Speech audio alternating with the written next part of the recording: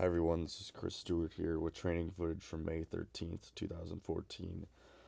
Today in training, I did snatches, hang snatches off of blocks, starting with about the bar at my mid thigh.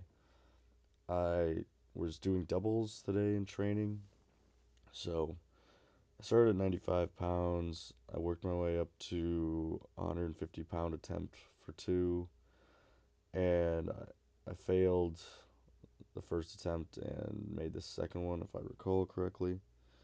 So this is kind of a pattern in my training is when I get up to heavier weights, I always miss the first attempt and make the second attempt, which is really bad for weightlifting competitions because you only get one attempt to do these lifts. So I need to figure out what it is that's causing me to miss these attempts. Probably, if I had to guess, something to do with my fast twitch muscle fibers not being able to be fired from a dead start, like after a 5 minute rest period or so. So, another thing I was concentrating today on in training was activating my glutes on these snatches. My SI joint lately has been very irritated.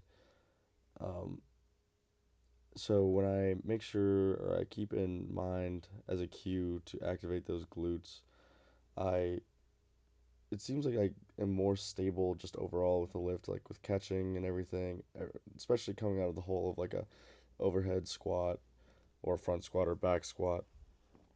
Everything just seems more stable, more explosive, more in control. So I really tried to focus on that as well. Here's where these hang snatches start getting a little harder. Is I'm doing 135 here. I missed the first one of those two doubles and made the second one, I think, or maybe that's the set that I made both of them.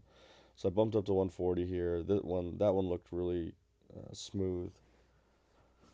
So I'll come back and do another one, which wasn't really an issue for me on this weight for some reason.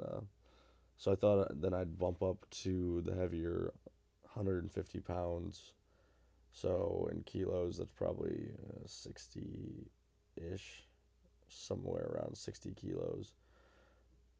And I think I can definitely do it for the double. It's just a matter of consistently making these lifts. See, I was basically under it, and my right shoulder does that dip again, and as soon as that happened, I knew I was gonna lose it. So, um, I decided to come back and attempt the second lift though, because I don't know. I think it's worthwhile to do it, and it seems like I always come back and hit the second attempt after I miss the first one. So, and then I hit the second attempt. It felt pretty good. Um, I seemed like I was pulling a little bit more explosively on this one, which would generate more speed and power to get that bar up over my head, and it seemed to work. I just don't want to cut my third pull short on those because that is a hobgoblin of Olympic weightlifting is cutting that